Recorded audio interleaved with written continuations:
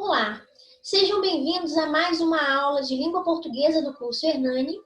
Meu nome é Bruna, sou professora de português, como vocês sabem, e hoje nós estaremos dando continuidade àquela sequência de aulas voltadas para concursos.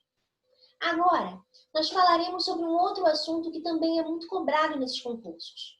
Nós falaremos sobre estrutura e formação de palavras. Vamos lá? Eu vou compartilhar com vocês alguns slides. Vocês continuam me vendo aqui. Peço que vocês continuem atentos a tudo que for mostrado e falado durante essa aula. O título da aula de hoje é Estrutura e Formação de Palavras. Falar de estrutura e de formação de palavras é o mesmo que falar de morfologia. Observem a composição dessa palavra. Morfologia. Morfo significa forma. Logia significa estudo, ou seja, estudo das formas. É muito comum a gente, no dia a dia, se deparar com muitas palavras e a gente associar a classe gramatical de cada palavra, né? Essa palavra essa palavra é um substantivo, essa outra é um advérbio, essa outra é conjunção, essa outra é um verbo. Então, a morfologia é a responsável por essa nomeação das palavras.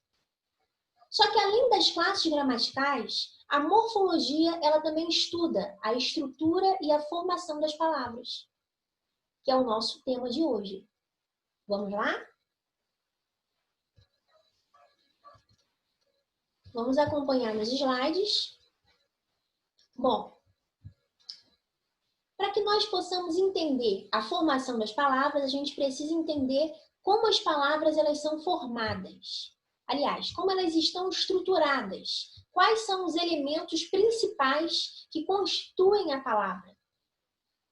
Um deles é o radical. O que é o radical? O radical é o elemento em que se concentra a significação das palavras. Ou seja, o radical é a parte principal das palavras.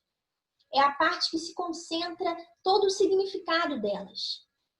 É a parte que representa a essência das palavras. E o radical, ele é um termo que ele é constante nas palavras derivadas. Ele se repete.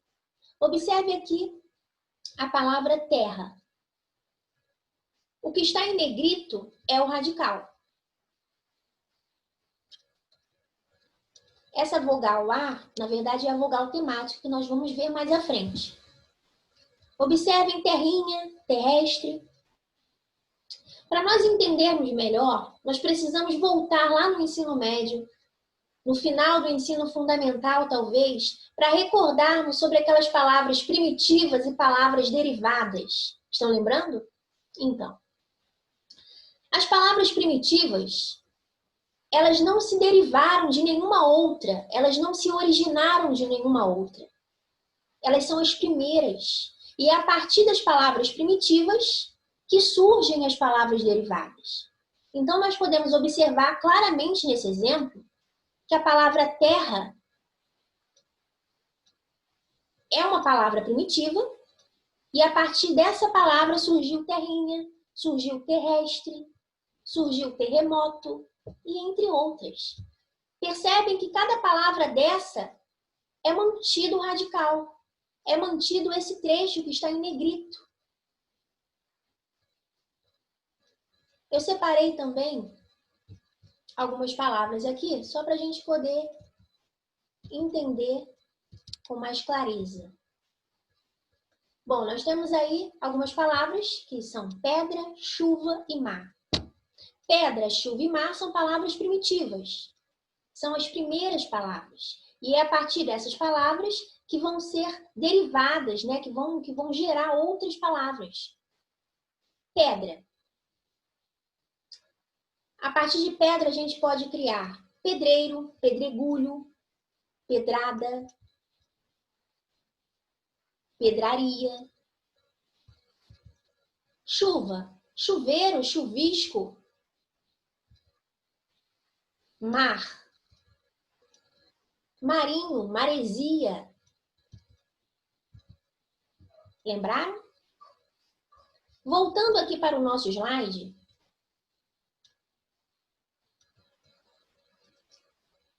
a gente agora vai falar sobre os afixos. Os afixos juntam-se ao radical antes ou depois. Ou seja, os afixos são aqueles elementos mórficos que se juntam ao radical, que são acrescentados ao radical. E o que é um radical? É aquele elemento principal da palavra, é aquela parte principal que concentra toda a sua essência. Então, a partir daquela parte, a partir do radical, vão ser acrescentados outros elementos que nós chamamos de afixos. Esses afixos podem ser o prefixo, que é quando é aquela partícula que vem antes do radical, ou o sufixo, que é o que vem após o radical. E aí nós temos um exemplo aqui, empobrecer. Observe que o trecho que está em negrito é o radical. O que vem antes do radical é em, então em é um sufixo. E o que vem após ao radical é ser. Ser é um sufixo. Então, houve aí o acréscimo do prefixo em e do sufixo ser, formando uma nova palavra, empobrecer.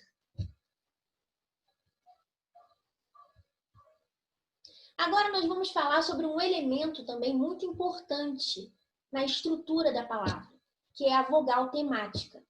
Isso muitas das vezes nos confunde bastante. Às vezes a gente se confunde, né, em relação à vogal temática e as desinências, que nós vamos ver mais a seguir. Vogal temática é aquela que vem logo após o radical. E no caso dos verbos, ela tem a intenção de indicar as conjugações, ou seja, as conjugações que os verbos pertencem. No caso aqui, nós temos duas palavras. Temos a palavra pedra e temos a palavra dente. Observem que as vogais que estão em negrito são as vogais temáticas. Por quê? O radical é esse trecho aqui, olha. Vai até a letra R. O que vem após ele é a vogal temática. Outra situação aqui. O radical vai até o T, dente. O E é a vogal temática, que se juntou ao radical, dente. Entenderam? Então, a vogal temática é aquele elemento, né? Aquele elemento mórfico que se junta ao radical. Temos um outro exemplo aqui de cipó e de raiz. Só que nessa situação não existe vogal temática. Cipó é uma palavra oxítona, ou seja, é a última sílaba, que é a sílaba mais forte. Então, se você retirar esse or dessa palavra, vai desconfigurar completamente o sentido dela. Ela vai deixar de existir, ela vai ficar incompleta. Então, não faz sentido nós removermos esse O, essa vogal. Nós chamamos essa vogal de vogal tônica. E por esse motivo, nessa palavra cipó, por ser uma palavra oxítona, não existe vogal temática. Uma outra situação também da ausência da vogal temática é a palavra raiz. Nós estamos vendo aí. Raiz é uma palavra que termina em zer, né? Termina com consoante. E é uma palavra também oxítona, ou seja, a sílaba mais forte é a última. Então, ela também não tem vogal temática. Tanto a palavra cipó quanto a palavra raiz estão desprovidas de vogal temática. Então, o que elas são? A palavra toda é um radical, tanto cipó quanto raiz. As duas são radicais. Nesse caso, não existem vogais temáticas.